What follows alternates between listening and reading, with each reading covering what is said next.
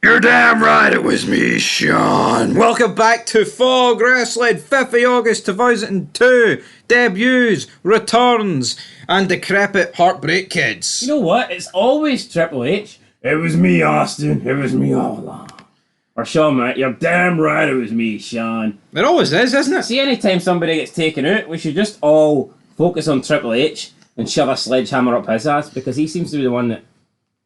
Shoves up sledgehammers up people's asses, isn't it? Yeah. Let's look at the heat matches, though. Shelton Benjamin defeating Sean Stasiak, Spike Dudley defeating Steven Richards, Sean O'Haire defeating Just Incredible, and Johnny Deville defeating D'Lo Brown. Bunch of jobbers in there, but I mean, by today's standards, that's probably WrestleMania worthy. Yep, and you know what? Just Incredible, right? I think he's got the most underrated name of all time.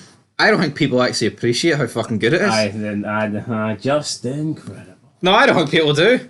I think it gets slept on. Even though the guy himself is shit, I feel like if it was someone good, it would have worked. Yeah, it's a shame that he's not incredible, isn't it? Yeah. Can you imagine if you were incredible and that was your name? I think it would have worked for like an AJ Styles or something. Just AJ, just incredible, boy. Anyway, we kick off the show with a promo package, a recap of last week. It's a who done it? Who battered Shawn Michaels? We see Booker T with a motive, Big Show with a motive, and the Un-Americans with a motive. Triple H also has a motive, but he was in the ring, so it couldn't have been Triple H. It couldn't have been Triple H. It couldn't have, but this is what you want, man. Intrigue. You're tuning in, it's like, oh fuck, who done it? I mean, they did it like 6 years ago with Angle and who's his son, but realistically, it's nowhere near the level of this. And you find out this night. It's not like, oh, this is 6 months of television where we drag it out. Nope. No, by the end of the night. You find out tonight. And could it be this man, Chris Jericho, baby? He welcomes everybody to Monday Night Jericho. He says he jumped the Raw because Eric Bischoff is a certified genius, and Bischoff knows the difference between a superstar and a loser. And what do you make of Jericho? I'm not really digging Jericho. Coming out and battering Ric Flair and then cutting this promo, he kind of just sticks out like a sore thumb. I don't know, he's not doing great at the moment, I'll say that. I think he's been a bit off ever since he became the Undisputed Champion. And I don't really understand the whole kissing the ass of Bischoff. Like, surely he should be one of the guys that has a bit of beef with Bischoff. Yeah, after like what happened in WCW, brother. WCW. But I do think he's been a bit better since he moved to Raw. The 10 minutes he's been on Raw. He's been on Raw about 2 seconds, but it's been a better 2 seconds than on SmackDown. On SmackDown, he's going nowhere. No, but it's just a generic promo. It's like, I'm better than you. Bischoff's the man and the fans suck. Out comes Triple H, though. Triple H, this is where this promo, in my opinion, steps up. It says he goes nose to nose with Y2J. Well, that's a foregone conclusion. Who's winning that one? Yeah, if my nose is bigger than your nose, then that means I've got a big nose. He says he doesn't care why Jericho's on Raw, but Shawn Michaels was attacked last week, and it might be you. See with the size of Triple H's nose, should he not know who attacked Michaels? Yeah, his nose should be around every nook and cranny. Yeah. Should be, but it's not. Nose. No. I get it now, but yeah. I was more going for his nose is that fucking big. He should be sniffing at the culprit. Nah, and it should he should just be in the presence of everybody if his nose is that big. It's like a landing strip. But anyway, he basically just buries Jericho.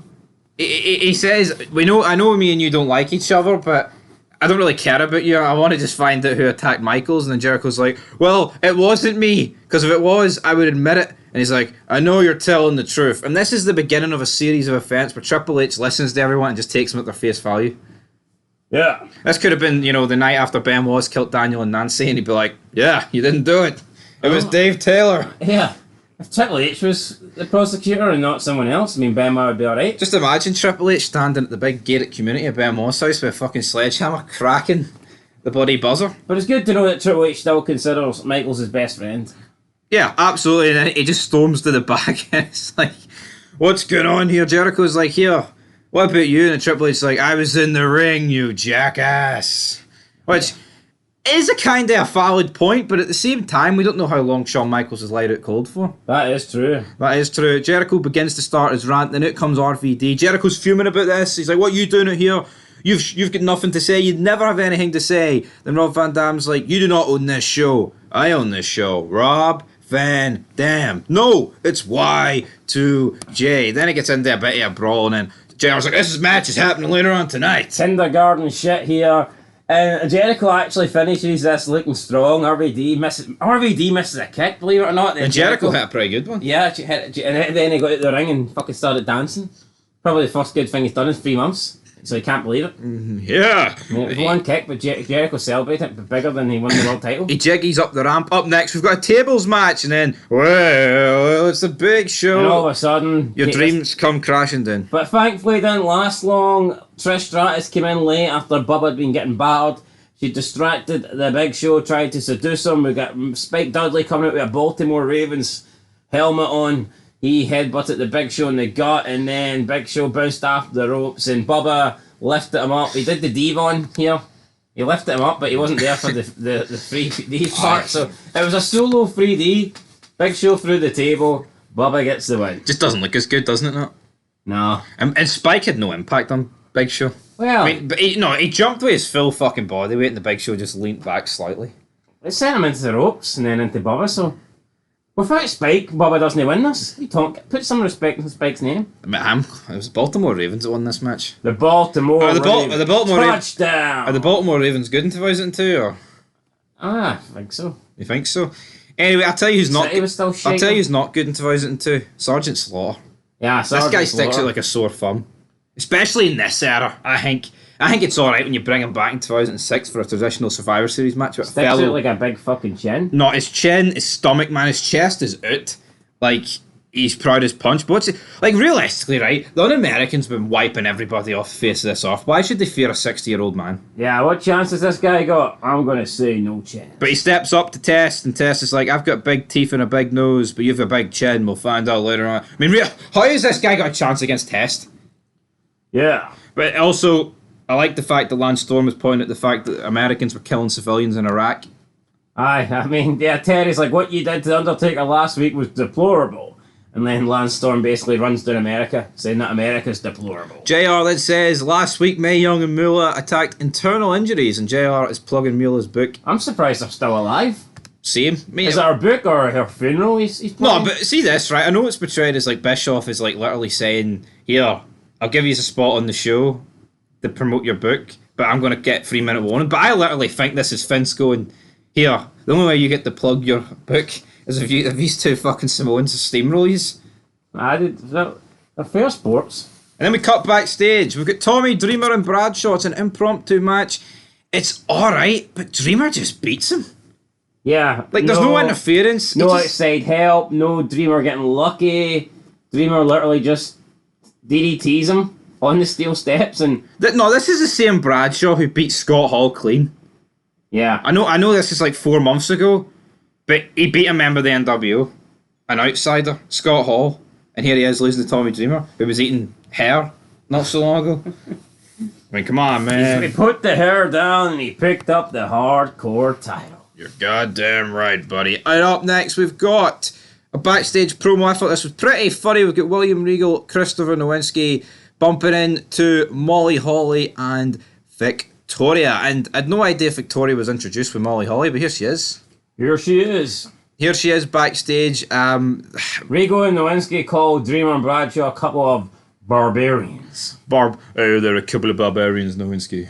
Regal's the fucking man. His facial expressions during this segment especially was brilliant. Molly leaves, then Nowinski stops Victoria to ask her a question about Molly. Is she still a virgin? And then she's like, I don't know, it probably is true. And then William Regal's like, acting like a fucking a fat kid in a fucking sweet shop. He's like, Nowinski's like, she won't be for much longer. just would not get away with this now. No. It was like fucking rapey for Christopher Nowinski here, but Regal, it was a mischievous grin, wasn't it? I thought it was good, but... It was almost like here, someone got molested on SmackDown, so we'll fire this in. I know, and they try to even up the odds here on the red brand. Talking of molested, we've got Booker T and Goldust backstage, and he introduces Mini Dust. It starts humping the leg of Booker T. He's like, oh, that Austin Powers guy, he stole my idea with his, what is it, gold or something? Goldfinger. Goldfinger. And Goldust's like, well, I'm going to steal something from him. And that's when Mini Dust comes out and starts humping Booker T's leg. And it was funny. Booker T's like, get the hell out of me. See, as funny as it is, it's like, I just can't take Booker T serious. It's great. Yeah, like, how's this guy going to WrestleMania? Like, how's he go through this? And then Triple H walks in and it's like, "Hey, did you attack Shawn Michaels?" And he's like, "Well, say hello to my little friend, brother." And then whips out the That was sledgehammer. great. I thought when he says, "Well, hey, forget about little Dust. Here's my little friend," and he's got the sledgehammer. Booker T looks at him. And it's no looking Tell good. me you didn't just say that. And then for the first time tonight, we see Eric Bischoff. He's backstage with Hard Finkel. I feel this show lacked Eric Bischoff, and I feel like it's noticeable. Yeah, I mean, Bischoff in the last couple of weeks has been all over Raw. I mean, this Raw, you don't really get him to like the halfway point almost. Yeah, so it looks like we're going to get Hard Finkel and Lillian Garcia in a challenge later on tonight to determine who gets the Raw announcing rights. It was actually pretty good, this segment. We'll find it later on. But he also reads in his voice, "A letter from Stephanie McMahon." SmackDown later. Then we get Sergeant Slaughter against Test. And this just... Well, did it even happen? I mean, No, he gets on the ape. And it's just like... is this because he couldn't work a match, or is this because they just want... I mean, could Test not have just battered him backstage earlier? It would have done the exact same thing. yeah. Why hype up a match? I No don't one know. care. No one's tuning in for Sergeant Slaughter. Like, are we forgetting that this guy literally sided it with the Iraqis back in fucking the 90s? See when Lance Storm's talking about here, the Americans kill Iraqi civilians, was Sergeant Slaughter... Like, what side's he on? Whose side are you on, Sarge? What side are you on, buddy? We have Booker T and Goldust taking on Christopher Nowinski and William Regal, and William Regal takes the pin. Really? William Regal takes every pin. No, why is Nowinski not taking the pin Only here? only person William Regal's beaten recent months is Trish Stratus. Yeah, And that wasn't a pin, that was a fucking submission. the Regal stretch, and then Booker T does the spinner and he sends the crowd home happy, even though we're not going home yet. Booker T, not Booker T. Yeah, it was Booker T. Triple H confronts the Un-Americans. He's like, "Did you attack Shawn Michaels?" Like, "No, we didn't, but we were on our way to attack Shawn Michaels." Well, that makes it better. We were going to ram his head into the car, but someone did it before us. And then Triple H is like, "Well, if I find out you're lying, you're in big trouble." And then like he slams the sledgehammer down on the table, but it doesn't break. And it was like, I'm going to assume it was a normal table. No, well, the food kind of smashed up. True, but it's just weird that Triple H is taking all these people's word. Obviously, right, he's outnumbered here, so he's not going to go, "I'm going to batter all yous." But at the end of the day... Yeah, why is he taking everybody's word? Why isn't it the one person in particular that he's like, "I think it was you"? I think it was you, Hunter. Up next, we've got Trish Stratus against Victoria, and I think Victoria had a pretty good debut here. But you know what? It was completely outshone by Yeah, they couldn't. The commentary desk was insane. King asking Molly Holly if she's a virgin, and Molly Holly's just completely like blocking the questions, but he keeps on pestering her. She's like, "Oh, we need to call this match." He's like, forget about the match. JR's doing the match. Answer the question. Answer the question. She was Molly. under the light bulb here. Victoria then gets injured, but then it turns out it was just a work. And then she just absolutely boots Trish Stratus in the head. Pretty vicious kick. And I enjoyed this match. It was a good match, good debut match for Victoria. I think you can already tell that Victoria Can work. is going to be a good wrestler. Like, Yeah.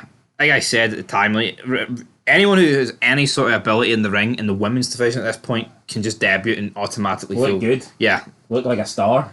I mean, apart from Victoria, who's the best right now? I mean, it probably would be Trish, because I'd Lita's say- injured. I'd Lita's, say- I don't know. Well, Molly Holly. Oh, Molly Holly's alright.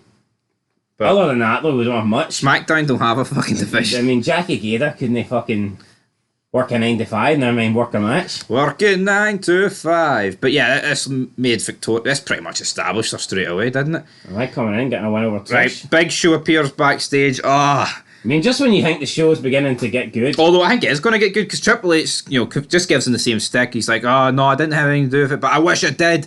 And then Triple H is like, "That's all right." And then Big Show's like, "Oh, I'm not going to be around here much longer." But Then Big Show just grabs the sledgehammer and covers it with his hand, and the size of his fucking fist. no, his like, hands are massive. His hands are like mallets. I wish he could fucking draw and get pops this See, big. But see, instead of Triple H walking around with sledgehammers, why doesn't he just tear off one of Big Show's arms and use that as a sledgehammer?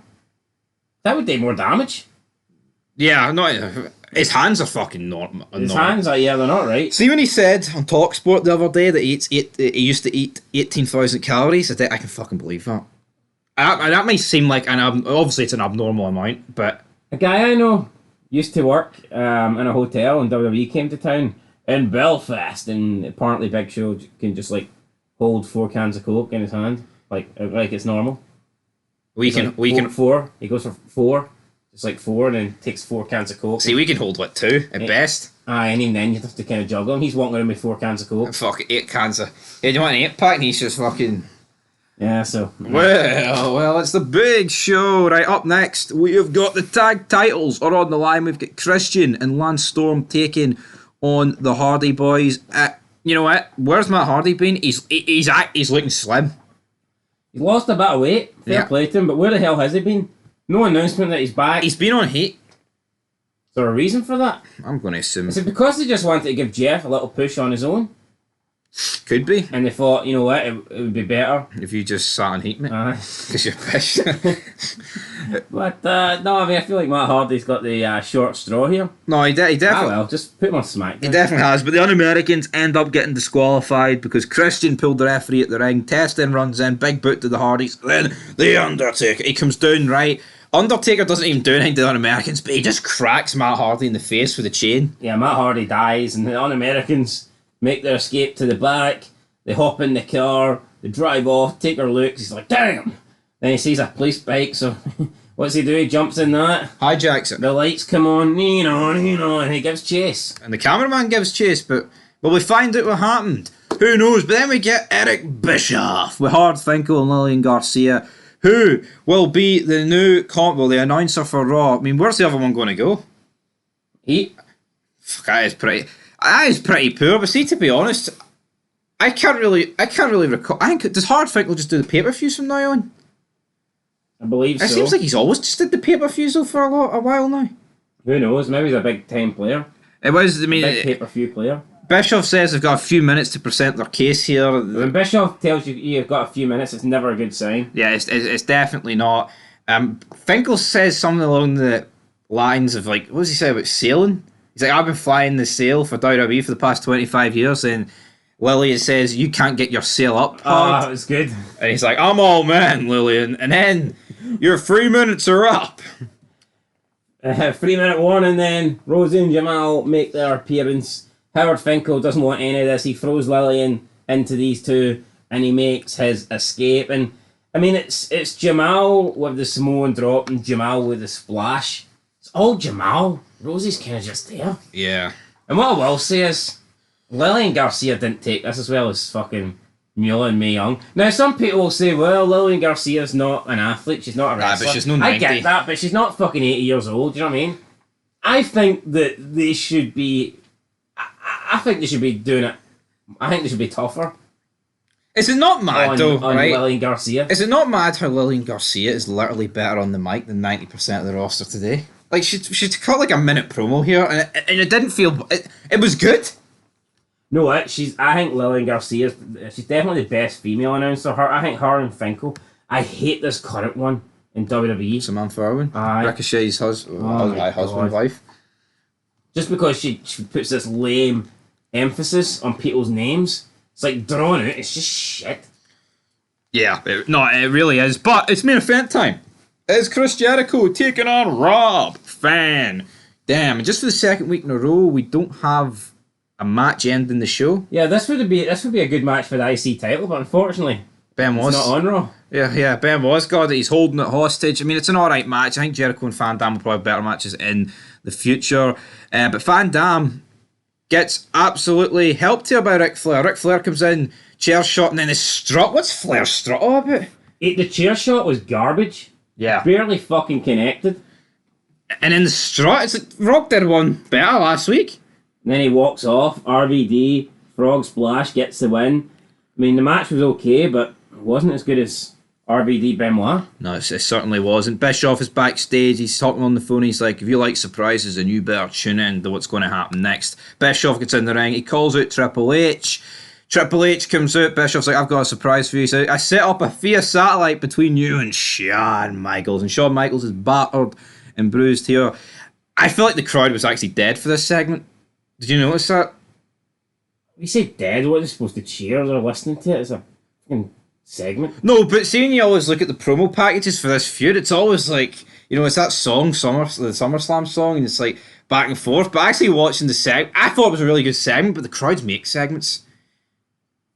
Well, did the crowd really need to be cheering when Michaels is explaining what happened? Not really, but I felt like it was very eerie. Anyway, Triple H is like, I'm gonna find whoever did this to you, Sean. You know, Sean, it's not safe. You should probably stay off Raw. He's making it as if Shawn Michaels is fucking Howard Finkel. Yeah, it's not safe. Then he says here, just they attacked you at Raw, but they might attack you in your hospital bed, Sean. And Sean's like, I'm a man. I can protect myself. And Shawn Michaels says that we found some video footage and it's all grainy and blurry, and Triple H is laughing at it, going, come on, Sean, you can't see anything on that. And then it's because, yeah, but watch this.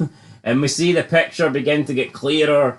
And by God, it's Triple H. Triple H was the one that bashed Michael's head into the window. It was you, Hunter.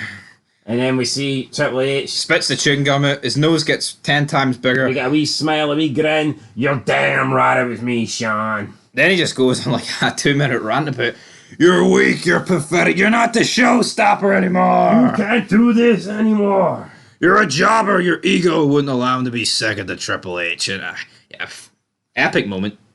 Yes. Epic moment indeed. Michaels is like, well, you know what? The doctors say I'm not looking good, but I will make a full recovery eventually. Well, let's say SummerSlam. Is that some kind of a challenge? You're You can't damn right. wrestle, Sean. You're done. HBK is dead. But Triple H trying to play, if it was anyone else, Sean, they would have crippled you. I mean, what else was he going to do to him? Yeah, I mean, Triple H is making it as if he's done Shawn Michaels a favour here. Damn near killed you, Shawn, but I did you a good turn. Shawn Michaels like, well, you know what? Maybe I can't wrestle anymore. Maybe I'm not the Heartbreak Kid. But at SummerSlam, I'm going to walk down to that ring one more time. And I'm not going to wrestle you. I'm going to fight you because a man sometimes has to fight. You genuinely believe, though, that this is just a one-off? You do think that? Triple H says a weird line. He says he's going to cripple Shawn Michaels' ass. Thoughts on that? Did he get that line for Goldust? I think he might have got that line for Goldust, but Is Triple that H... something else that's been stolen, Goldust? It might be. Triple H says, what you got to do when you can't walk anymore, when you can't pick up your son, when you can't satisfy your wife, and Sean's like, don't talk about my wife or son. Keep my wife's name out your mouth. You can talk about me not being able to walk, but not Triple that. H is lucky he didn't say this to Will Smith. I know he's Will Smith would have came out the Titantron and smashed them, slapped them. big hand at the fucking Titans. Oh no, let's be like Will Smith wouldn't do shit to Triple H. I prime Triple H. So I wouldn't do any Triple H for fuck's sake. Triple H is a bit pish these days. Oh, true, but I mean, it's alright. Will Smith's slapping Chris Rock. He's not going to do anything back. He wouldn't have done jack shit to Triple H. But anyway, yeah. Sean gets out of his chair and then just walks off. I'm going to fight. And it's like a producer's chair they gets out of. Yeah. And that's how Raw goes off the air. This is a build to SummerSlam. Compare this to Brock and Cody. Oh, Brock confronts Cody Rhodes. Cody has a nightmare message for Brock. No, this is a fucking message. Triple H, Shawn Michaels, it's on SummerSlam. And the fact Bischoff's just in the background smirking because he knows this is like fucking, 10 out of 10 TV here at the end. Oh, I'm doing a good job. Yeah, look at him, look, he's fucking loving it, like a Cheshire cat. Anyway, guys, I think Raw's hitting it the park recently. I am going to give this an 8 out of 10. I'll give it an 8 out of 10. Good draw. Solid draw. Yeah, it was very, it's just... Matches probably let it down a little bit, but promos were great, so... Yeah. And the no Rock as well. I get he's feuding with Brock Lesnar, but at least when Taker was champ, he was working both shows equally, I think. I wouldn't even be surprised The Rock's not on SmackDown. Like, even though Taker's main feuds were happening for the title on SmackDown, he was still on Raw, defending the belt against fucking... or getting in matches with Tommy Dreamer and Jeff Hardy and all I that just stuff. couldn't imagine The Rock against Tommy Dreamer. Down. Anyway, Well, guys... I don't think you have to imagine it. Well, you all have to imagine it because we're going to see it, so... So we're definitely not going to see it. But anyway, guys, it's an 8 out of 10. We'll be back very soon for top 5 moments as we edge closer to SummerSlam.